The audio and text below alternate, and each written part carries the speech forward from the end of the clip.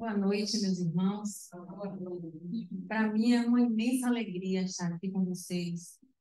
É sempre uma alegria muito grande falar da doutrina espírita, principalmente porque eu devo muito a ela.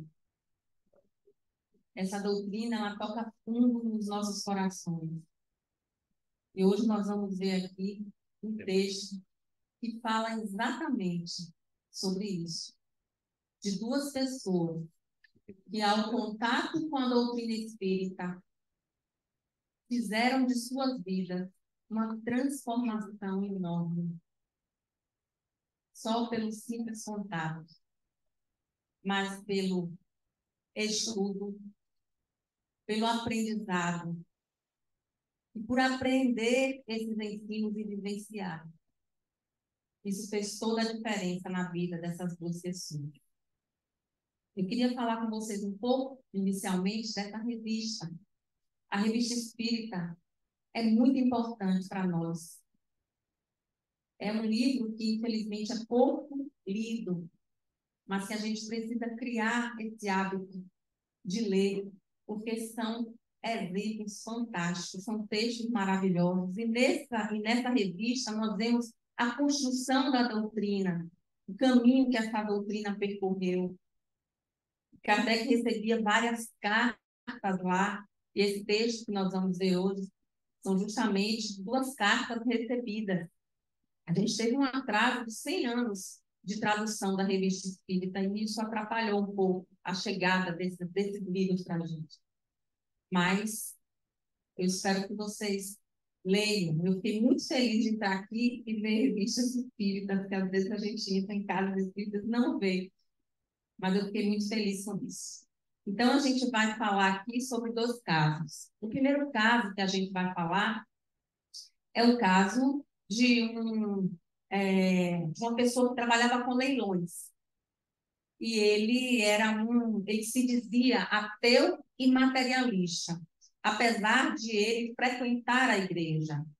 Mas ele frequentava simplesmente por uma resposta, para dar uma resposta à sociedade, porque era algo de praxe, era a religião vigente. Então, ele frequentava a igreja, mas ele não era adepto dos dogmas da igreja. E ele vem combater esses dogmas. Nada para ele fazia sentido ali.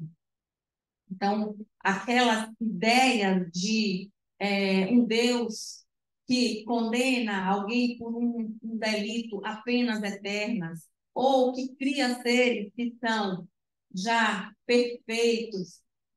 Então, para ele, isso não fazia sentido. Então, ele, apesar de frequentar a igreja, ele se dizia ateu, ele não cria em Deus, porque aquele Deus que aquela religião mostrava para ele era um Deus que não condizia com aquilo que ele acreditava.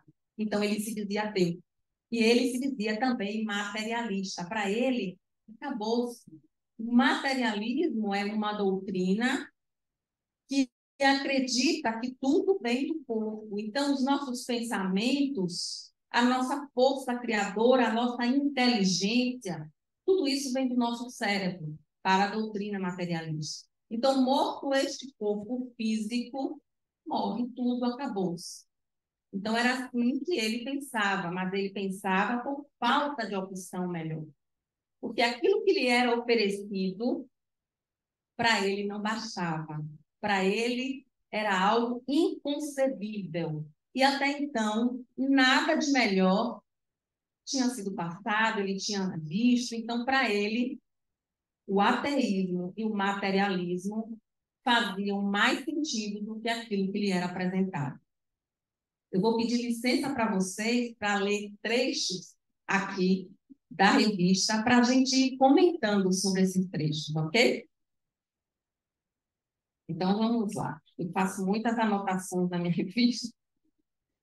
Bom, Montreux, 23 de agosto de 1863. Montreux é uma localidadezinha próxima a Paris, tipo uma região metropolitana, como é Lauro de Freitas aqui, para nós. Então, Montreux era de onde escrevia essa pessoa. E ele diz assim: em março último, eu ainda era o que se pode dizer, com toda a força do termo, incrustado de ateísmo e de materialismo. Não poupava o chefe do grupo espírita da nossa pequena cidade, meu parente, de pilhera e sarcasmo, até lhe aconselhava o ofício. Veja só, que até de louco ele acusava a pessoa. Essa carta que o irmão dele manda para Kardec, ele escreveu para esse irmão. E o irmão, então, direciona. O irmão dele era espírita. E não era esse parente ao qual ele se refere aqui. Esse parente era um outro parente distante que era como se fosse diretor de uma casa espírita, de uma cidadezinha onde ele morava, que era Montreux. E aí ele escreve para o irmão, e o irmão direciona essa carta para Kardec. Então veja que ele chamava até a pessoa de louca. E ele não poupava escárnios a essa pessoa por aquilo que ela pregava. As pessoas costumavam, e ainda a gente vê isso hoje, falar mal da doutrina espírita, mas sem nenhum conhecimento de causa. Não conhece, nunca leu, nunca estudou a doutrina. E aí falam sem conhecer. Então, assim era ele perante aquilo que ele estava ouvindo ali. E aí ele continua. Mas ele opunha às minhas troças uma paciência estoica, ou seja, ele detratava aquela pessoa, ele falava mal da pessoa, porque estava trazendo ali algo que ele não concordava, né? Mas porque ele não conhecia. Então, aquela pessoa, ao invés de se incomodar, trazia uma calma, uma tranquilidade e não se preocupava de modo algum com aqueles sarcasmos que ele fazia perante aquelas situações. Continuando aqui, ele diz, ao mesmo tempo, durante a quaresma, e aí a gente vê que ele estava frequentando a igreja, um pregador falou do púlpito contra o espiritismo.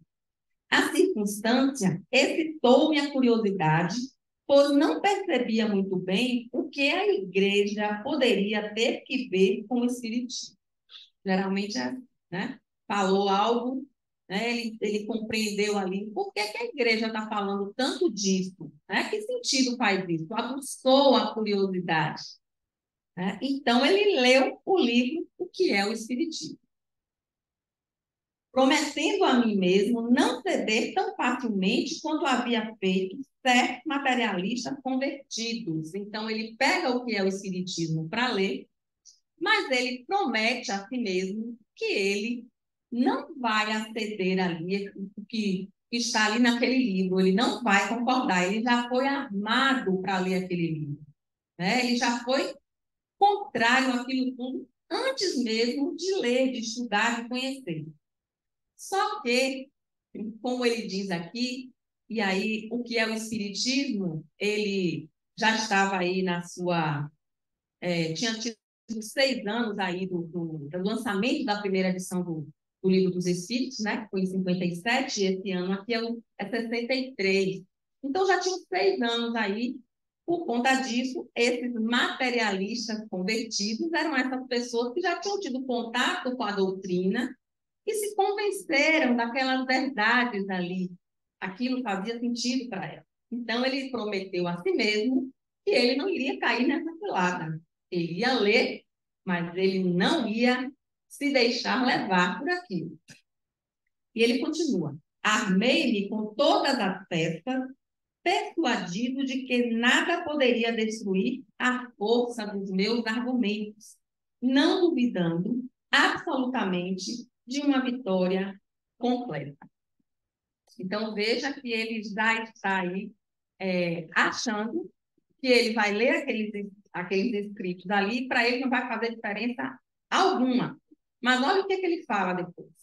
Mas, ó prodígio, ainda não havia chegado à página 50 e já havia reconhecido a inanidade de minha pobre bateria argumentativa. Eu vou fazer um parêntese aqui para falar desse livro que esse homem leu. Eu não sei se vocês todos já leram aqui o que é o Espiritismo. Kardec, ele recebia várias cartas, muitas cartas. E ele respondia a várias questões nessas cartas, inclusive cartas de pessoas que falavam contra o espiritismo. E ele respondia a todas. Aí um dia, o que ele fez? Eu vou escrever um livro onde eu possa responder essas questões, tá? Eu coloco ali no livro as principais questões que são feitas e fica mais fácil para as pessoas estudarem ali e terem à mão a resposta.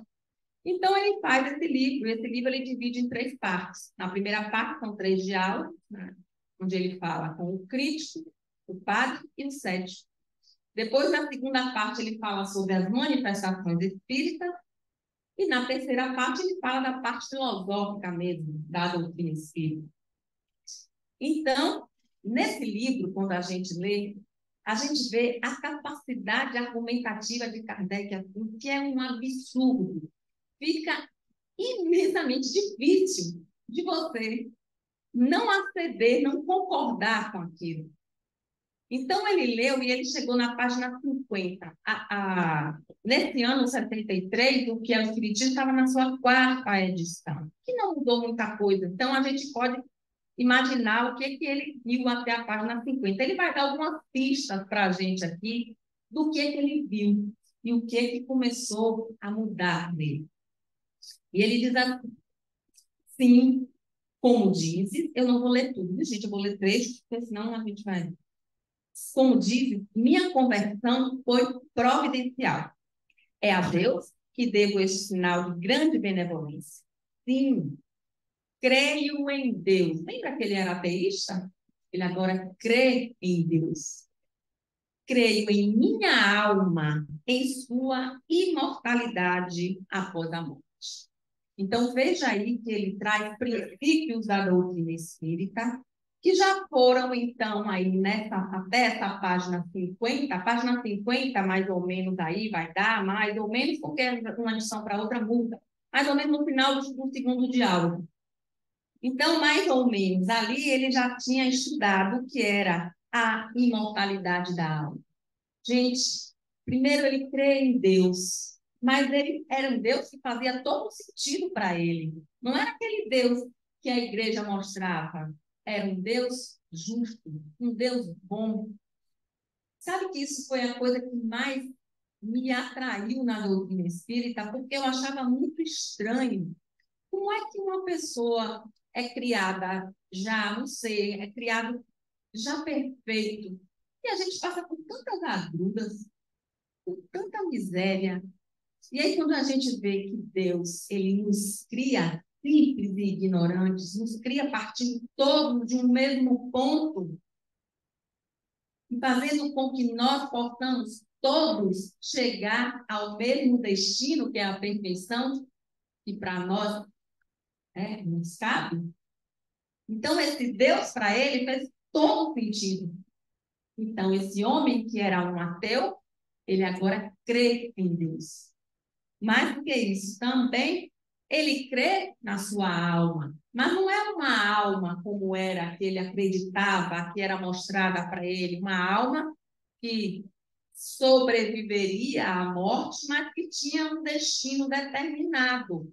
Ela iria para o céu ou iria para o inferno, a depender daquilo que fosse aqui. Não, era uma imortalidade da alma que tem tudo a ver com a justiça divina. Nós não podemos conceber isso, a doutrina espírita nos ensina, e por isso o primeiro princípio da doutrina é Deus, acertadamente.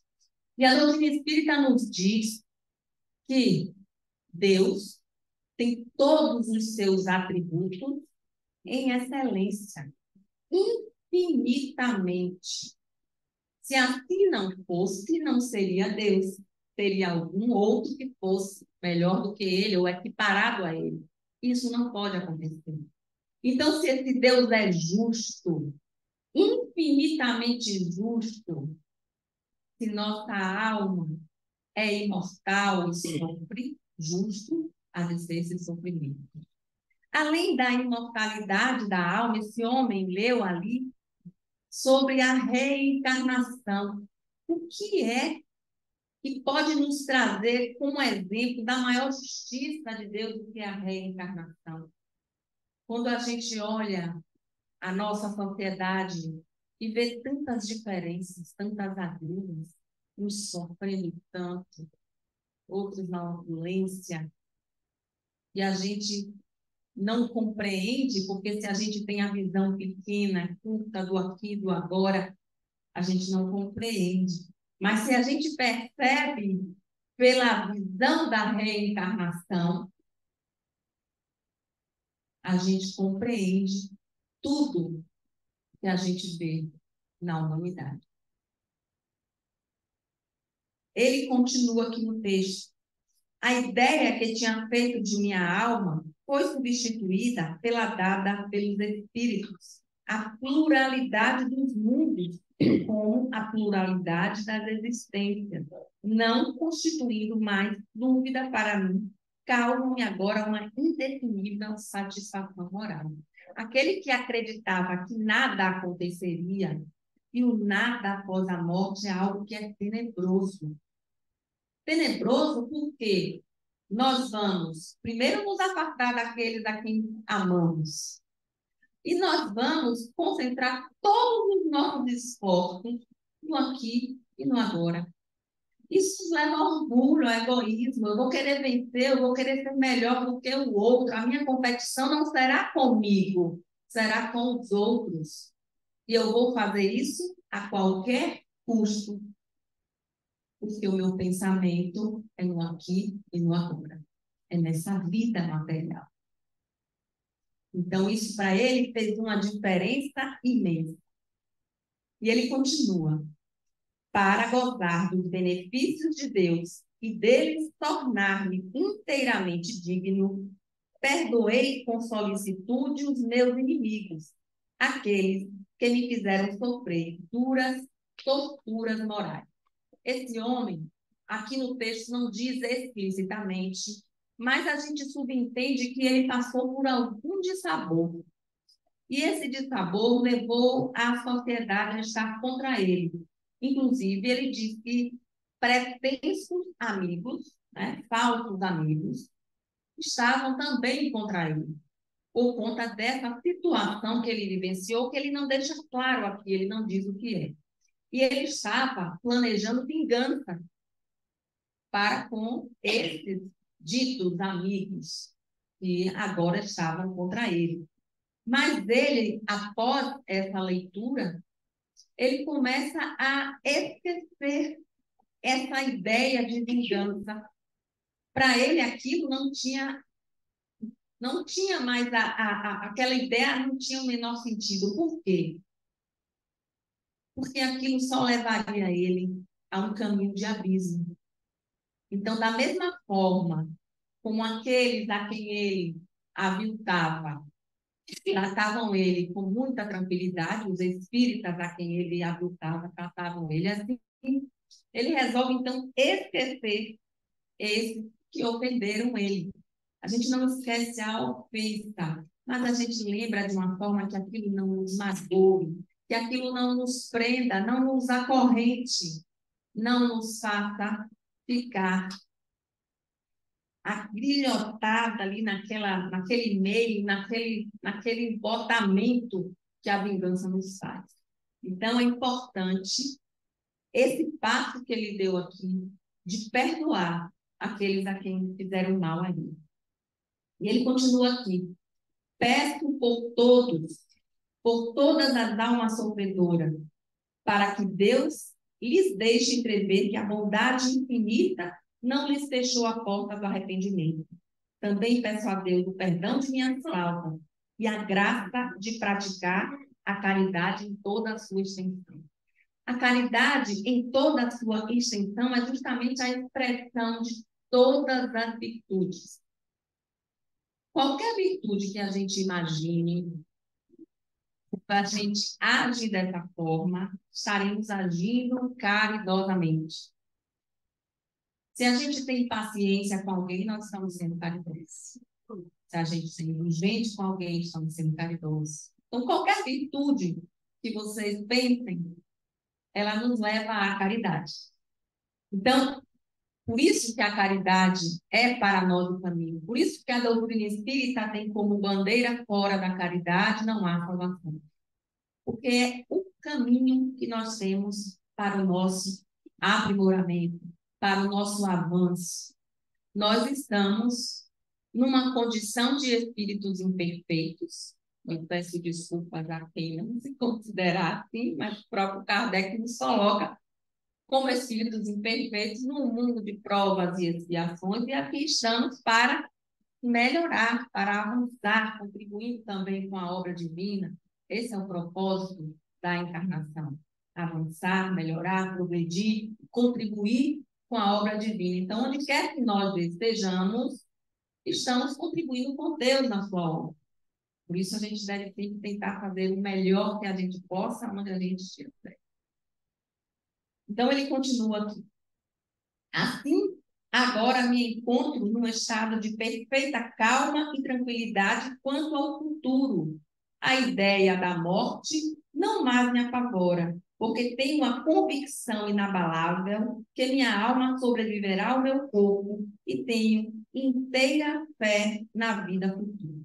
A certeza da vida futura, ela nos traz essa calma, nos traz essa tranquilidade, mas é uma certeza firme, porque, infelizmente, muitos de nós, espíritas, a gente não tem essa certeza firme mesmo, então, que a gente não tem essa tamanha tranquilidade, né? A gente se apega muito ainda a essa vida material, mas esse é o caminho de todos nós, né? Um dia chegará que nós viveremos isso de modo tão profundo que a morte para nós vai ser o que ela realmente é, uma passagem. Depois da data dessa carta, meu caro senhor, meu bem-estar aumentou. Outrora, a menor contrariedade me irritava. Hoje, minha paciência é realmente notável e sucedeu à violência e à impulsividade. Por uma consequência muito lógica, sou, por minha vez, vítima das tropas e do sarcasmo, mas fico insensível. E, como dizer, muito judiciosamente, tudo isso desliza sobre o verdadeiro espiritismo. Veja só que agora era ele quem sofria aquilo que ele fazia aos espíritas. E ele também, por ter aproveitado ao máximo esses ensinos, ele agora estava, então, tratando aqueles da mesma forma como eles tratavam ele, com tranquilidade, com paciência, com tolerância. É isso que a doutrina espírita nos ensina e nos convida. Veja só, nessa carta, ele forma o irmão, que o irmão pudesse usá-la da melhor forma para que fosse melhor aproveitada pelo Espiritismo. Então, o irmão endereça essa carta para a Sociedade de Estudos Espíritas Parisiense, e Kardec, então, a publica nesta revista espírita de novembro desse ano.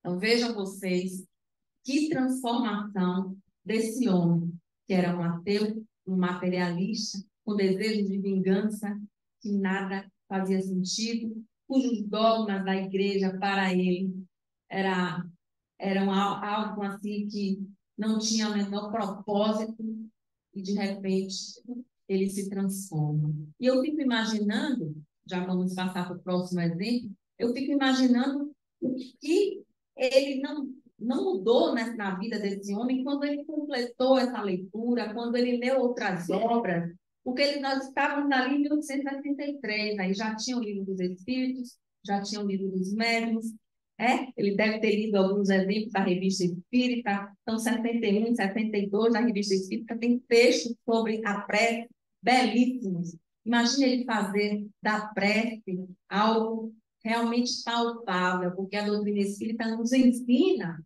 como é que a prece age, né? Como é que a gente faz essa prece funcionar, né? O que a gente recebe quando a gente pede com fé? O que a gente sempre recebe? Força, coragem, resignação. É isso a gente vai receber sempre. né? Imagino também que ele deva ter lido o livro dos médiuns, e o livro dos médiuns nos ensina a possibilidade da comunicação com os espíritos, outro princípio da doutrina, nos ensina como nós vamos nos desvencilhar daqueles espíritos muito imperfeitos, impuros, e que estão ali para nos causar embaraços, muitas vezes obsessões. Então, como nos livrar disso? Eu fico imaginando aqui não tem, mas eu fico fazendo conjecturas. O que esse homem não leu e como ele não, e como isso não tocou mais ainda fundo na sua alma. Vejam a transformação. Nós vamos passar agora para o próximo exemplo. Esse exemplo próximo é de uma pessoa que ficou reclusa, foi condenado à reclusão por 6 anos. É um exemplo que toca mais ainda, porque não é de uma pessoa que está liberta na sociedade, é uma pessoa que está reclusa, aí, um criminoso. Pelo tipo que fala aqui, não diz o que ele cometeu, mas eu acho que tenha sido um roubo, alguma coisa nesse sentido, porque ele ficou recluso por 6 anos, embora não diga aqui o que ele tinha feito. E esse homem, ele era alguém que provavelmente de camadas mais pobres, e ele não se reconhecia, ele ele tinha uma relação com a sociedade muito difícil, porque ele não aceitava muito bem isso, pelo que fala aqui, ele não aceitava muito bem, e ele falava muito mal da sociedade em si. E aí, ele já preso, ele tem contato com um funcionário da penitenciária e, por sua vez, tinha, desculpa, e por sua vez tinha sido iniciado no espiritismo por uma senhora da localidade. Esse funcionário, então, conversa com ele sobre o espiritismo e lhe dá algumas obras para ele estudar. E ele, então, fica de vez em quando tendo uma relação com esse funcionário de discussão da doutrina, de contato, e aquilo fazia muito bem para ele. Então, esse homem se considerava um pária da sociedade, embora ele acreditasse que ele estivesse pagando uma pena justa, porque ele realmente tinha cometido crime e ele merecia pagar, mas ele se sentia um pária da sociedade.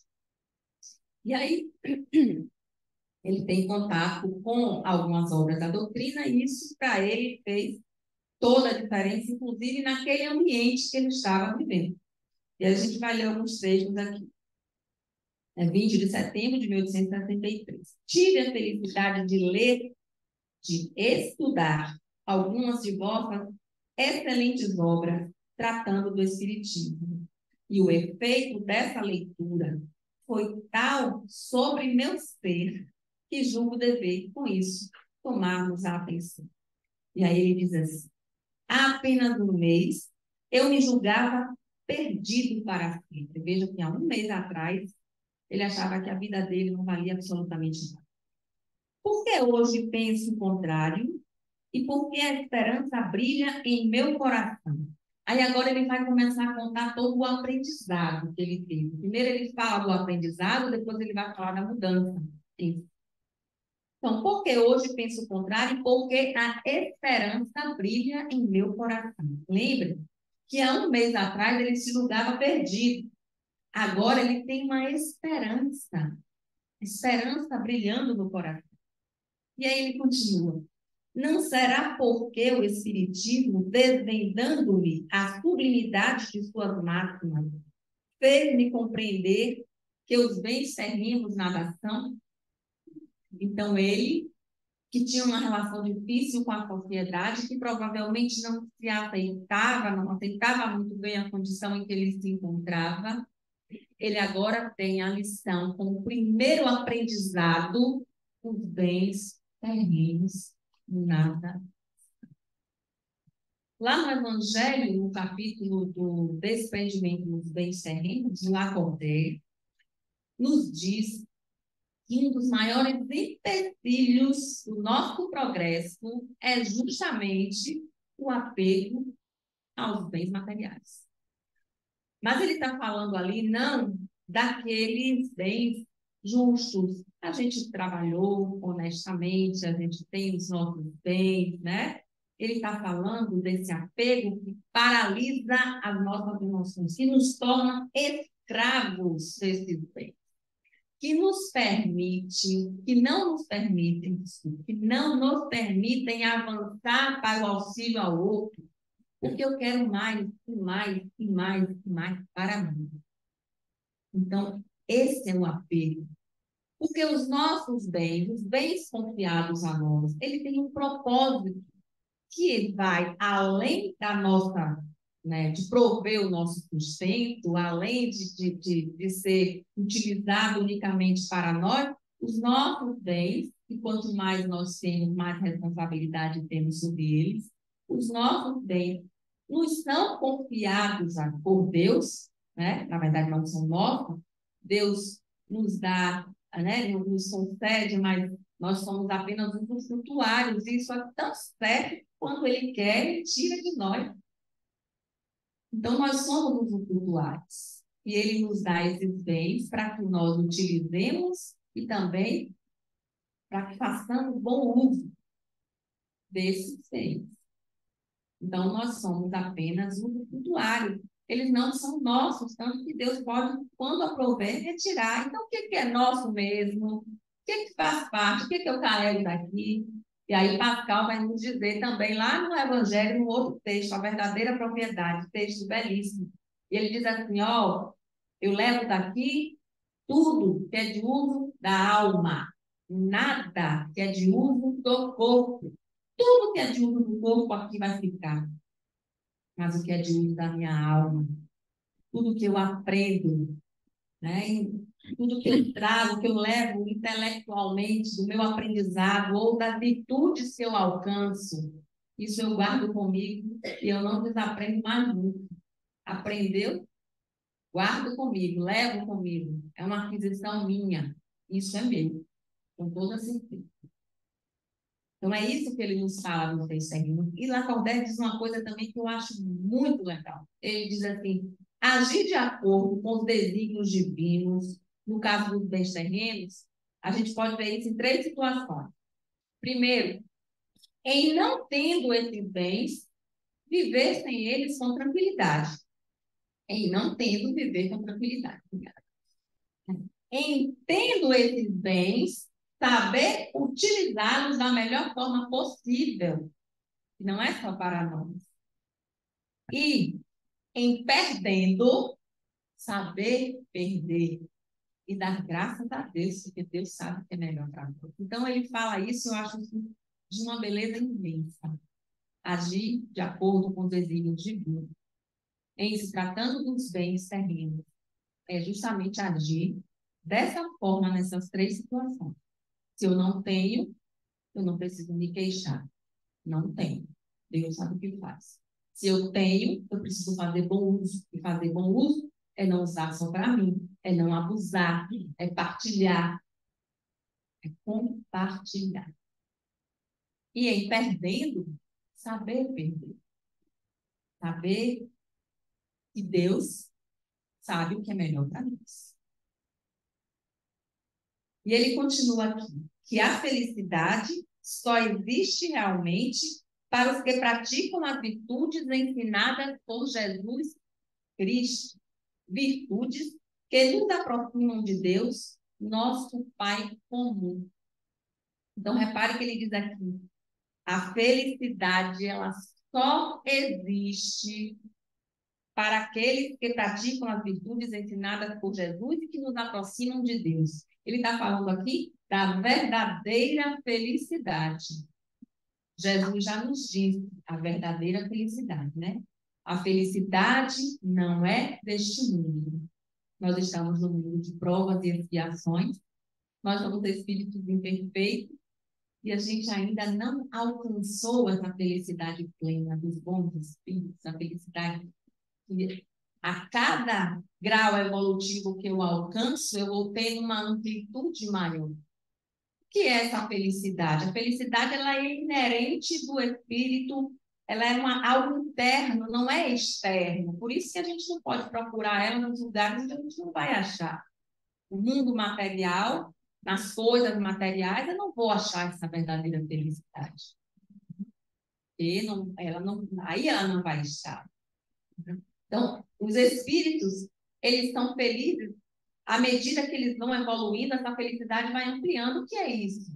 É eu ter mais virtudes, é eu ter mais percepções, é eu conseguir que meu perispírito esteja mais sutil e permitindo ir aonde eu queira ir, aonde eu possa. Então, isso é felicidade. Então, são percepções de beleza, percepções de prazeres que para nós são inacessíveis. E Kardec vai dizer lá num texto da Revista Espírita chamado Onde é o Céu? Esse texto também está no Céu e Inferno com o título O Céu.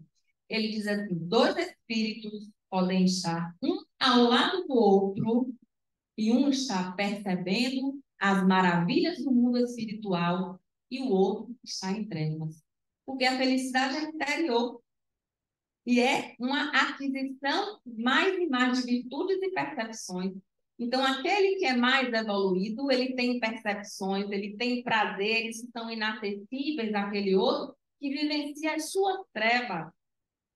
trevas causadas a sua imperfeição moral. E ele continua. Não é também porque, embora caído num estado de abjeção, embora aviltado pela sociedade, posso esperar renascer de alguma sorte e assim preparar a minha alma para uma vida melhor, pela prática das virtudes e meu amor a Deus e ao próximo? Então, ele tem uma perspectiva, ele que se achava um paria da sociedade, ele tem uma perspectiva de ter uma vida futura, uma vida melhor do que essa vida que ele está agora vivendo. Ele espera por essa vida, mas ele não espera sentado aguardando. Ele diz que essa vida que ele vai esperar, ele vai fazer como? Pela prática das virtudes e do amor a Deus e ao próximo. Então, é assim que nós construímos nossa vida futura. A vida futura nós construímos a partir da nossa vida agora.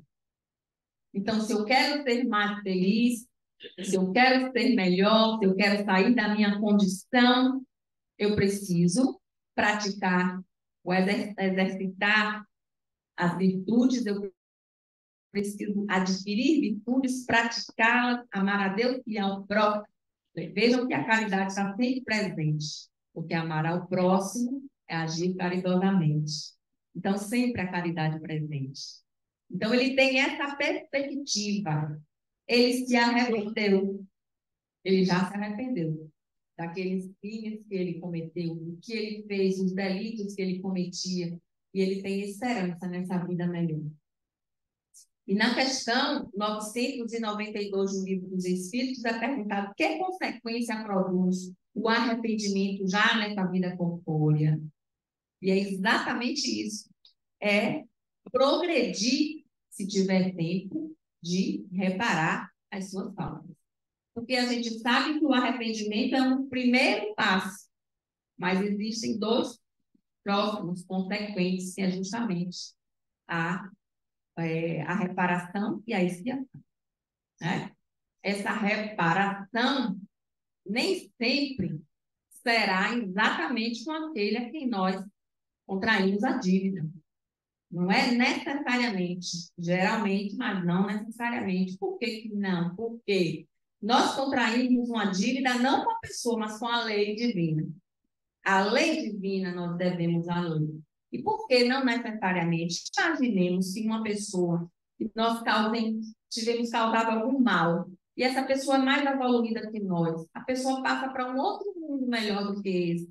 Eu vou deixar de pagar a minha dívida porque a pessoa não está aqui, porque eu vou reencarnar aqui. Não, eu vou pagar a lei. Então, eu reparo pouco, mas eu reparo a lei divina de alguma forma. Sempre a reparação vai ter que acontecer. Arrependimento, primeiro passo. Expiação e reparação. Sempre. Então, ele tem essa expectativa dessa vida nova planejada, projetada, arquitetada já aqui nessa vida de agora. E ele continua. O que sei é que em todo o meu ser se passa algo que não posso definir. Estou com melhores disposições diante dos infelizes que, como eu, estão colocados sobre a pérola, né? Sobre o castigo da sociedade. Tenho certa autoridade sobre uma centena deles e estou bem decidido a só usá-la para o bem. Minha posição parece-me menos penosa. Repare, então, aquelas pessoas que ali estavam com ele, naquela prisão, percebendo aquele ser que antes era arredio, falava contra a sociedade, não aceitava a sua condição, de repente, ele muda totalmente o seu proceder e passa a ter uma calma, uma resignação, uma coragem. Aquilo contamina a todos. As pessoas estavam perplexas. E ele, então, passa a ter uma ascendência moral sobre aquilo. E ele usa essa ascendência da melhor forma possível, como ele diz aqui. E ele fala uma coisa aqui interessante. A minha posição moral parece menos penosa. O que mudou na situação dele? Nada. Mudou a forma dele encarar a situação. Algo que era idêntico. Mas ele não mais via aquilo com raiva, com ódio, com mágoa. Ele agora via de uma outra forma. Ele via com justiça. Eu lembro de um espírito, um criminoso arrependido, que é um espírito que eu tenho uma simpatia profunda. É um caso do céu e inferno. Ele está lá no capítulo dos criminosos arrependidos, na segunda parte. O nome dele é Jacques Latour. Quando puderem, leiam esse texto. Jacques Latour cometeu vários crimes. Ele matava as pessoas para roubar. E às vezes as pessoas gritavam e pediam, não me mate, e ele, indiferente a isso, matava sempre. Mas ele se arrependeu tanto. Nas diversas comunicações que ele traz ali, ele fala de um arrependimento, de um sentimento tão profundo de arrependimento, que dá uma dor no coração. E ele, no processo que ele está ali vivenciando ali após a morte, né? Ele começa a visualizar a vítima, aquelas pessoas a quem ele matou, ele assassinou. E essa visão é constante, contínua, e ele não consegue se livrar daquilo. Aquilo é um tormento. Ele só se livra dessa visão quando ele vai passar a comunicação. Então, quando ele está ali para dar a comunicação na Sociedade de Estudos Espíritas Parisiense, aquela visão se oculta. Quando ele sai dali, novamente, a visão da vítima, gritando, implorando para ele não matar, e ele vendo, e ele dizia que ele sentia o cheiro do sangue, aquilo era um tormento para ele até. E aí ele pede, lá numa dessas comunicações, que orem para que ele não veja mais isso. Que para ele é um tormento muito grande, ele já não aguenta mais. E ele pede, me ajudem, orem, eu não quero mais ver isso. E aí o dialogador fala para ele assim, vou te dar um conselho. Não peça para não ver. Peça a Deus para ter força, para ter coragem, para ter resignação. Peça isso, peça para não ver. Ele fica tanto quanto decepcionado, porque ele queria se livrar daquilo. Ele queria pedir que as pessoas pedissem isso para ele. Mas ele acata, ele diz, não, tudo bem, não é o que eu queria, porque isso me causa um tormento horrível. Mas tudo bem, eu vou acatar. E aí ele começa a orar para isso. Na próxima comunicação que ele vai dar, nossa, ele diz, eu não deixei de ver minhas vítimas, eu continuo vendo, continuo passando por aquilo, mas algo em mim mudou, porque aquilo não me causa tanto tormento, é sofrido ainda, mas não é tanto como antes, não tem aquele tormento, aquela coisa atroz que me consumia. Eu consigo passar por isso com mais tranquilidade. Então é algo semelhante do que esse rapaz vive aqui. Nada mudou. A situação é a mesma, mas ele ganhou uma força, uma coragem, uma determinação, justamente por conta dessa visão agora mais tranquila, né? De ter essa calma, essa coragem que a doutrina espírita traz para ela. E aí, ele, para finalizar aqui, ele vai falar, ele fala com Kardec que ele tem uma tristeza porque a pessoa que iniciou ele no espiritismo vai sair daquela prisão, vai para uma outra localidade, e ele teme não ter mais aquela pessoa para discutir sobre a doutrina. E aí ele resolve escrever para aquela senhora que iniciou aquele funcionário, para que ela possa fazer isso por ele, e ele implora que ela faça, porque aquilo fazia um bem enorme para ele. Então, vejam vocês esses dois exemplos, o quanta transformação a doutrina espírita trouxe para esse espírito. E é isso que ela faz por nós, porque quando a gente fala tão moralizadora do espiritismo, é o exemplo, é o objetivo da doutrina espírita, nas diversas obras vai dizer isso, é a moralização da humanidade, é o melhoramento da humanidade. Esse é o objetivo principal do espiritismo. Mas a humanidade, ela é um ser coletivo. Então, as individualidades que vão dar corpo a essa humanidade precisam melhorar. Então, são as individualidades que precisam. E a doutrina espírita traz para a gente um manancial de exemplos que a gente tem aí a faca e o queijo na mão para a gente se espelhar. Tanto exemplo de espíritos já evoluídos, quanto exemplo de espíritos imperfeitos, trazendo, mostrando as suas situações difíceis e como estão, porque vivenciaram suas vidas de modo a não fazer absolutamente nada para avançar. Então, meus irmãos, finalizando aqui, essa é verdadeiramente uma doutrina consoladora. São só dois exemplos de muitos que a gente tem, muitos. Quando a gente faz dessa doutrina aquilo que está lá no capítulo 6 Perfeitos do Evangelho, quando Kardec diz assim, o Espiritismo bem compreendido, mas, sobretudo, bem sentido, nos leva a ser como um homem de bem, que é o verdadeiro espírita. Então, nós precisamos aprender essa doutrina, estudar, aprender e apreender, e mais ainda, viver. Quando a gente se compromete a viver a doutrina espírita, a nossa vida é verdadeiramente transformada. Que Deus abençoe a cada um de nós, que nós possamos realmente vivenciar essa doutrina de luz.